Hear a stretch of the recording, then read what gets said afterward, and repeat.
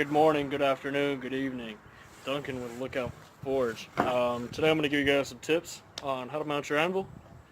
Mount it solid so you're not bouncing metal. Alright, so this is my Harbor Freight anvil. Told you guys about before.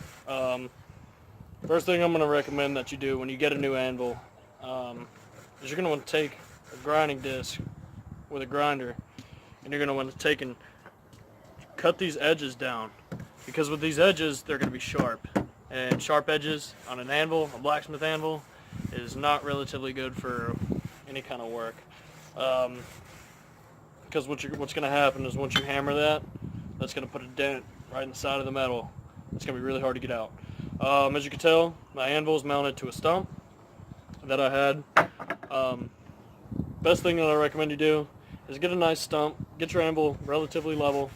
Then I took some round stock that I had just laying around, and I just kind of hammered those down, got them to where they're about to touch, and they're relatively deep into the stump. And I just hammered those edges over. Just got them hot with a torch and hammered them over so they made little hooks onto the edge. And as you can tell, my anvil is really solid. I mean, I can try to pull up on this thing and I can't lift it because it's too heavy. It's not about how big your anvil is, it's about what's underneath it. You got a solid anvil with a solid base, you're going to be moving metal. You got a solid anvil on a surface that's not going to do any work. As soon as you hammer that anvil's going to bounce. With a solid surface, it's better to have it mounted properly. It's really easy to mount it. And here I have this is an old subwoofer speaker that I just had laying around. I just took an old subwoofer and ripped the side off of it, cut it off, and well, I kind of just went hard and just smashed it off. So you can do that. I don't know if it's true, but you kind of notice a difference, and I already got it there, so I'm just going to leave it there. The only thing is it collects a lot of the forge scale that comes off when you hammer, but it does quiet your anvil a good bit, so makes it a little bit quieter, not a whole lot. Maybe on a bigger anvil and a different surface it might sound different, but I heard about it, so I did it. Once you got your anvil mounted, it makes it working a lot easier. So I'll show you this real quick and let you check it out.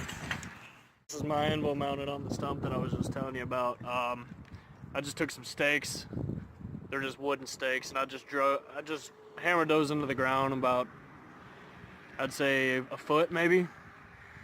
And then just took this stump, got it nice and relatively level except this back corner, but what can you do? I don't really work that corner too much anyways, and it's just a foot.